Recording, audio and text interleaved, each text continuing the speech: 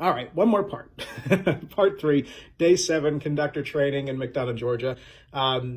This is going to be your homework section, the things you have to do after you get back to the hotel for the evening. The first thing is going to start out with completing the paperwork topic review. As we mentioned, paperwork is what you get when you get to the job every day that explains what you're going to be doing.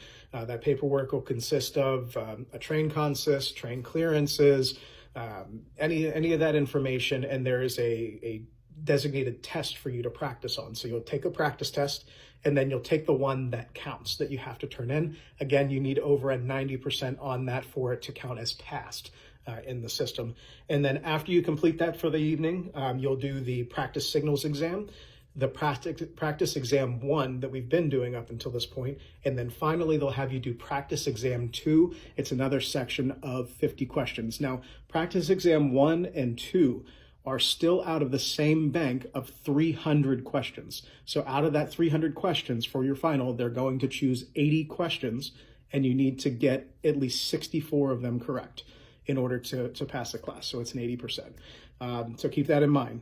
Practice signals exam, take the first practice exam, the second practice exam. If you're getting 90s and above on all of your tests, there is zero reason that you should not pass the final. There's no reason at all. In addition to that, throughout the week, you're also going to have time to go over those again and again and again. There's even a section, I believe tomorrow, where you go in and the entire class, the lecture portion of your class, is going to be just doing a review in class. They're going to roll through the questions. You answer them as a class. And if there's any of them that you have trouble with or for some reason you don't understand, write it down. The instructors will answer it with you during the class and explain why that's the correct answer. Or if it's something that you keep getting it wrong, record the answer. The answers aren't going to change on that test. If you see the questions in the practice exam, they can end up on the final exam.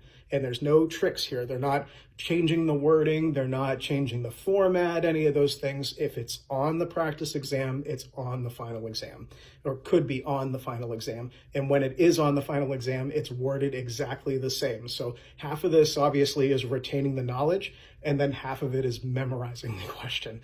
So just do your best, and however you need to get it in there, get it in there. And then when you get out in the field, that's when you can start applying and you go, oh, and now I remember that question and why this applies to that situation. So again, if you guys have any questions, hit the comments down below. I'm happy to answer any of this for you. I wish you the best of luck when you come down here. It's a great opportunity, and it keeps getting better as the days go on. So I hope you'll give it a shot.